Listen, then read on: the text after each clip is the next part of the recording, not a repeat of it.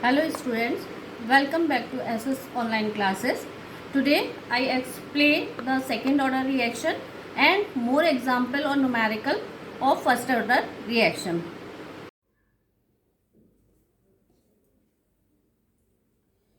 In our last video we have learned the first order integrated rate equation, जिस पर based आपके बहुत सारे न्यूमेरिकल कॉम्पिटिशन्स में और वैसे पूछे जाते हैं 12th में भी। तो आप लोग को मैं बताती हूँ, आपने जो order of the reaction first order के निकाला था वो था K is equal to 2.303 upon T log base 10 initial concentration upon आपकी जो रिमेनिंग कंसंट्रेशन थी आफ्टर टाइम टी, यानी उसे हम ए से रिप्रेजेंट करें। अभी हम न्यूमेरिकल है इस इक्वेशन पर बेस्ड जो आपने निकाली थी उस पर बेस्ड न्यूमेरिकल है। A first order reaction is 20% complete in 10 minutes. 10 minute में आपकी 20% कंप्लीट होती है। Calculate the time taken for reaction to go 80% completion.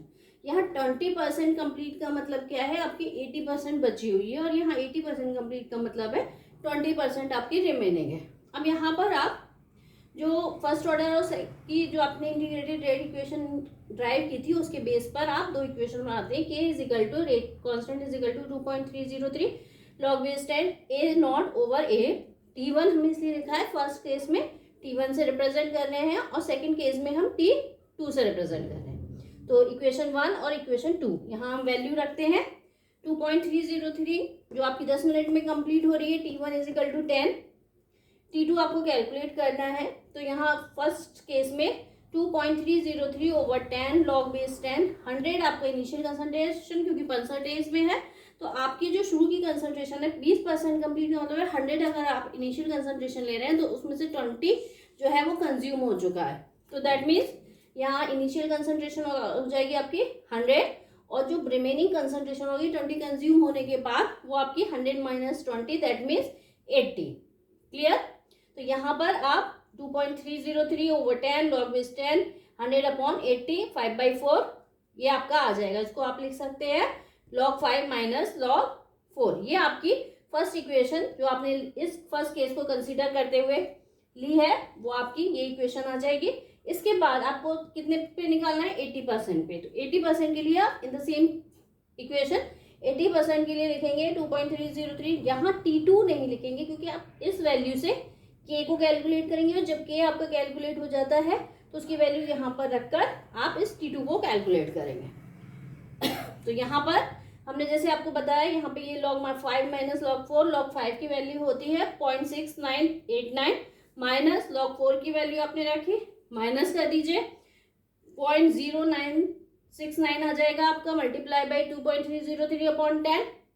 तो ये वैल्यू जो होगी वो आपकी आ जाएगी K की value in first case. First case के लिए आपकी K की वैल्यू ये है। उसके बाद इस K की वैल्यू को आप सेकेंड इक्वेशन यानी कि इस इक्वेशन में रख देते हैं तो आपका ये T2 कैलकुलेट हो जाएगा। K आपने रख दिया 2.303 upon 10 into 0.0969 into 6969 is equal to जो आपका सेकेंड केस की इक्वेशन बनी थी 2.303 अपॉन T2। ये आपका T2 है। लॉग आपका 100 अपॉन 20 आया था, 80% कंप्लीट हो गया यानी कि 100 माइनस 80 100 अपॉन 20 तो लॉग 5। तो यहाँ log 5 जो है, अब आपको क्या करना है, यहाँ जब आप इसे कैलकुलेट करेंगे 2.303 से ये कट जाएगा, क्या बचेगा आपका 0.0969 अपॉन 10।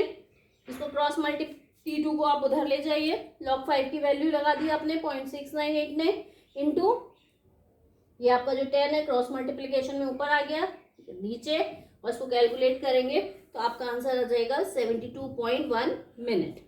तो ये इस रिएक्शन पे बेस्ड या इस इंटीग्रेटेड रेट इक्वेशन पे बेस्ड आपके बहुत सारे क्वेश्चंस आपको मिल जाएंगे जो कि आपके कंपटीशन के एग्जाम्स में और 12th के एग्जाम में पूछे जाते हैं।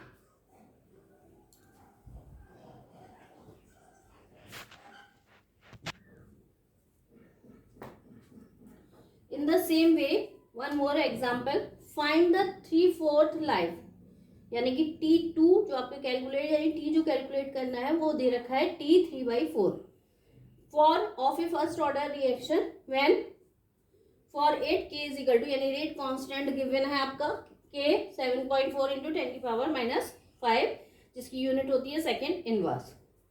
अब यहाँ पे आप जैसे इक्वेशन जानते हो, k is equal to 2.303 upon T, A initial concentration, A naught आपकी इनिशियल कंसंट्रेशन और ये आपकी फाइनल कंसंट्रेशन या आपकी रिमेनिंग कंसंट्रेशन। तो यहाँ पर के की वैल्यू आपको पता है, यहाँ से आप रख लेंगे, वहां आपको के कैलकुलेट करना पड़ा था जो अभी आपने प्रीवियस एग्जाम्पल देखा था।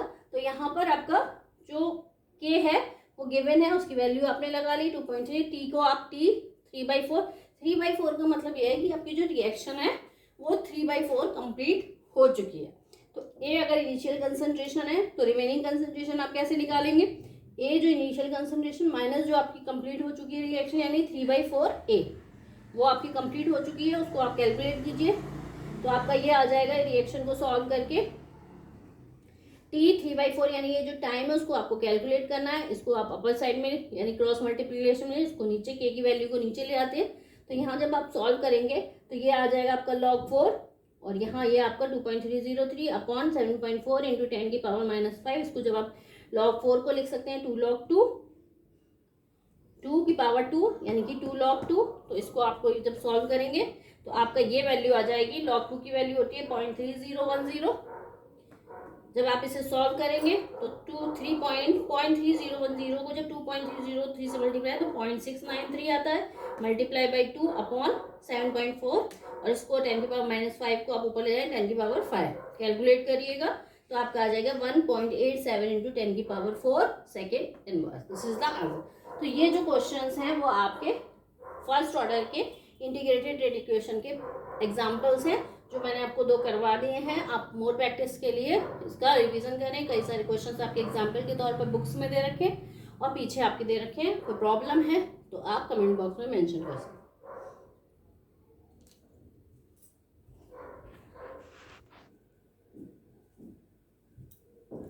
One more example for half life period. तो आपको लास्ट वीडियो जिन्होंने नहीं देखा है वो देख सकते हैं। मेरे लास्ट वीडियो में मैंने जब इंटीग्रेटेड रेट इक्वेशन निकाली थी तो उसमें टी हाफ का इंपॉर्टेंट फार्मूला बताया था कि आपको न्यूमेरिकल में यूज होगा। उस न्यूमेरिकल पे भी आपके हाफ लाइफ जो पीरियड है उस पर भी बेस्ड आपके न्यूमेरिकल होते हैं, तो पूछे जाते हैं, वेरी वेरी इंपॉर्टेंट। और ये आपका कॉम्पिटिशन में बहुत पूछा जाता है।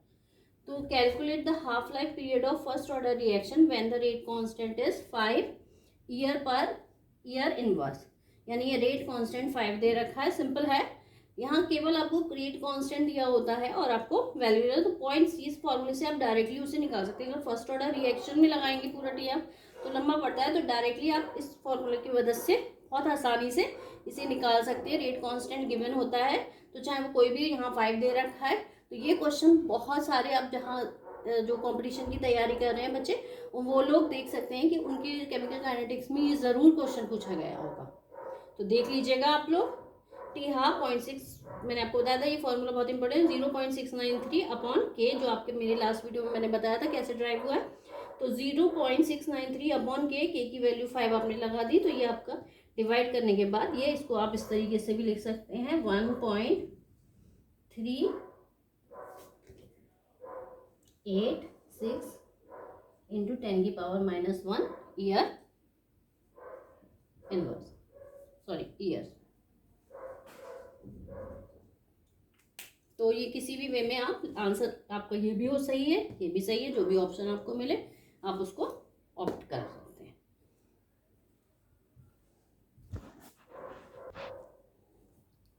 मैं फर्स्ट ऑर्डर रिएक्शन को समराइज कर रही हूँ in the form of first order characteristics of first order reaction. जब आपने इंटीग्रेटेड रेट इक्वेशन किस तरीके से निकाली उसके बेस पर हम इसे समराइज करें कि क्या क्या पॉइंट इसमें याद करें।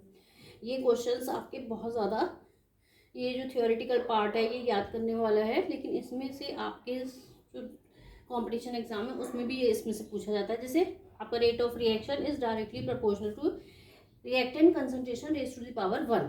फर्स्ट ऑर्डर रिएक्शन में आपको पता है कि जो रिएक्शन की रेट है वो रिएक्टेंट कंसंट्रेशन की पावर 1 के डायरेक्टली प्रोपोर्शनल होती है। आपने फॉर्मूला पढ़ा हाफ लाइफ के लिए 0.693 अपॉन के। तो यहाँ पर के रेट कांस्टेंट है, जो कि कांस्टेंट होता है, जो नंबर है 0.693 वो भी एक कांस्टेंट है। तो half life of first order reaction is independent this word is very important, independent of initial concentration of the reactant. ये आपका बहुत क्वेश्चन कॉम्पिटिशन में पूछा था कि half life of first order is dependent on initial concentration, independent on initial concentration और based on time और none of the above. या ऑप्शन और भी हो सकते हैं जिसमें आपको ये चूज करना है independent of initial concentration of the reactant. जबकि अगर आप फर्स्ट ऑर्डर को कंसिडर करेंगे तो फर्स्ट ऑर्डर जो है वो आपकी इनिशियल कंसंट्रेशन के इंडिपेंडेंट होती है, जबकि जीरो ऑर्डर को अगर आप कंसिडर करेंगे तो वो इनिशियल कंसंट्रेशन पर उसकी हाफ लाइफ डिपेंड करती है। टाइम, यहाँ पे यूनिट मैंने आपको बताई थी कि आपकी सेकेंड इनवर्स, मिनट इनवर्स या टाइम, तो नॉर्मली हम इसे टाइम इनवर्स बोल सकते हैं। टाइम को आप किसी भी यूनिट में एक्सप्रेस कर सकते हैं, second inverse, minute inverse, year inverse, hour inverse, कुछ भी। अगर आप इस ए की कंसंट्रेशन यानी कि जब आपने जो रिएक्शन लिखी थी K is equal to 2.303 upon T log base 10, A जो आपकी इनिशियल कंसंट्रेशन थी over A naught over A जो आपकी फाइनल कंसंट्रेशन। अगर आप इस कंसंट्रेशन यानी लॉग वर्सेस ये कंसंट्रेशन और टाइम का ग्राफ खींचें तो आपका स्ट्रेट यानी log A plot of log concentration A versus time is straight line, और वो आपका टाइम के साथ डिक्रीज करता है। एज ए कंसंट्रेशन जैसे जैसे डिक्रीज करती है वैसे वैसे ही आपकी रेट डिक्रीज करती है। तो यहाँ पर जो स्लोप होगा माइनस के अपॉन 2.303 पर आपका जो स्लोप है वो वैल्यू ये होगी। ये भी बहुत पूछा जाता है आपका कंपटीशन के एग्जाम में, तो आप इसको कंसीडर करें। तो कुछ इंपॉर्टेंट पॉइंट्स थे जो फर्स्ट ऑर्डर से रिलेटेड थे वो मैंने आपको बता दिए, न्यूमेरिकल्स आपको बता दिए। आप प्रैक्टिस करेंगे तो आपको बहुत अच्छे से आ जाएगा। इसके बाद हम चलते हैं second order integrated rate equation पर।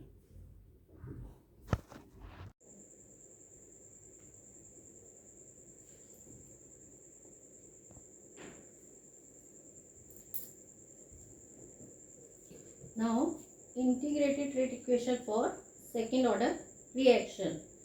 Suppose A आपका रिएक्टेंट है और जो प्रोडक्ट में बदल रहा है, लेकिन आपको जो रेट ऑफ रिएक्शन लिखनी है या रेट लॉ लिखना है फॉर सेकंड ऑर्डर रिएक्शन। आपको पता है सेकंड ऑर्डर रिएक्शन वो होती है जिसमें रेट ऑफ रिएक्शन जो होती है वो आपकी रिएक्टेंट कंसंट्रेशन की रेज टू द पावर 2 के डायरेक्टली प्रोपोर्शनल होती है। तो यहाँ rate of reaction is directly proportional to the reactant concentration which is at time 0 is A और आफ्टर टाइम T आपका A माइनस यानी X प्रोडक्ट में कन्वर्ट हो चुका है और P आपका प्रोडक्ट जो है वो X। दैट मीन जब आपकी इनिशियल कंसंट्रेशन जो थी वो A थी, टाइम स्टार्ट हुई थी रिएक्शन 0। यहाँ पर आफ्टर टाइम T A जो है वो जो आपकी कंसंट्रेशन है उससे आपका प्रोडक्ट में चेंज हो चुका है X अमाउंट, और जो आपकी कंसंट्रेशन बची है वो A माइनस X। तो rate of reaction is directly proportional to the concentration की raise to the power 2। That means A minus X जो कि आपकी रिएक्टेंट की कंसंट्रेशन है टाइम T डायरेक्टली प्रोपोर्शनल है उसके, और raise to the power 2 because ये सेकेंड ऑर्डर रिएक्शन के लिए आप लिख रहे हैं। तो यहाँ आप इंस्टेंटेनियस जो आपकी रेट है आपको फर्स्ट वो केमिकल काइनेटिक्स फर्स्ट पार्ट में बताया था इंस्टेंटेनियस रेट, तो जिसमें आपका dx ओवर dt जब आप लिखेंगे t टाइम पर x प्रोडक्ट में जब चेंज हो रहा है उस टाइम पर रेट क्या है, तो dx over dt is equal to proportionality हटाएंगे k a माइनस एक्स का square, that means a minus X की पावर 2। इंटीग्रेट कर दीजिए। आपका इंटीग्रेट करने के बाद आपका आ जाएगा 1 upon a minus x is equal to K T plus I. I is integration constant. I की वैल्यू अगर t इज इक्वल टू 0 यानी टाइम इज इक्वल टू 0 है तो x भी 0 होगा, तो यहाँ पे i की वैल्यू जो आएगी 1 अपॉन a आ जाएगी।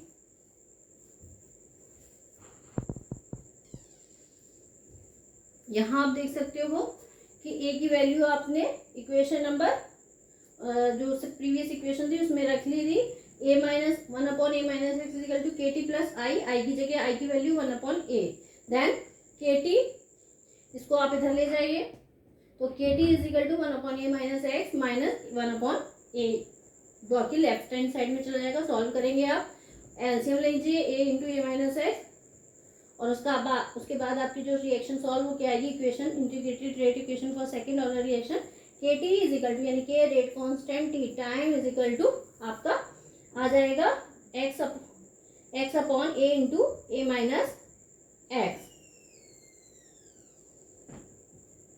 इसके बाद टी टर्म को इधर ले जाइए राइट हैंड साइड में, के तो रेट कांस्टेंट आपका 1/t x/a into a minus x. X आपका आफ्टर टाइम t आपका जो है वो कंसंट्रेशन ऑफ प्रोडक्ट है, यहाँ रिमेनिंग कंसंट्रेशन जो रिएक्टेंट की है वो a माइनस एक्स होगी और जो इनिशियल कंसंट्रेशन है वो a होगी। तो this is the second order rate equation, integrated rate equation. अब रेट इक्वेशन के साथ ये जो रेट कांस्टेंट है इसकी यूनिट क्या होगी, टाइम की यूनिट सेकेंड, एक्स आपकी कंसंट्रेशन है जिसकी यूनिट होगी मोल पर लीटर, ए आपका ये भी कंसंट्रेशन टर्म है मोल पर लीटर, और ए माइनस एक्स ये भी आपकी कंसंट्रेशन जो आपकी आफ्टर टाइम टी कंसंट्रेशन है वो भी आपकी मोल पर लीटर। मोल पर लीटर से मोल पर litre cancel, then unit of second order integrated rate equation या रेट कांस्टेंट की जो यूनिट होगी वो mole inverse litre second inverse होगी। ये पर्टिकुलरली कॉम्पिटिशन के एग्जाम में यूनिट भी फर्स्ट ऑर्डर सेकेंड ऑर्डर और जीरो ऑर्डर की पूछी जाती है कि आपकी इंटीग्रेटेड रेट इक्वेशन या रेट कांस्टेंट की यूनिट जो है वो आपकी क्या होगी। आप देखेंगे अगर कंपटीशन की बुक्स, जो बच्चे कंपटीशन की तैयारी कर रहे हैं तो कंपटीशन की बुक्स उठा के देखिएगा, उसमें ये यूनिट आपकी कंपटीशन के एग्जाम में पूछे गए हैं। तो अगर कोई प्रॉब्लम है तो कमेंट बॉक्स में मेंशन करें। इसके बाद हम जो है वो समराइज करेंगे, इससे आपके इस रिएक्शन पर बेस भी कुछ न्यूमेरिकल पूछे जाते हैं, लेकिन मैक्सिमम न्यूमेरिकल फर्स्ट ऑर्डर और हाफ लाइफ से रिलेटेड होते हैं। तो इसके बाद हम पढ़ेंगे आपकी कोलिजन थ्योरी, एक्टिवेशन एनर्जी और कैटालिस्ट। इसके बाद ये लास्ट टॉपिक होगा आपके नेक्स्ट लेक्चर में। तो आपका केमिकल काइनेटिक्स पार्ट 5 में आपकी चैप्टर 4 केमिकल काइनेटिक्स कंप्लीट हो जाएगा। तो थैंक यू, नेक्स्ट लेक्चर में मिलते हैं। Thank you.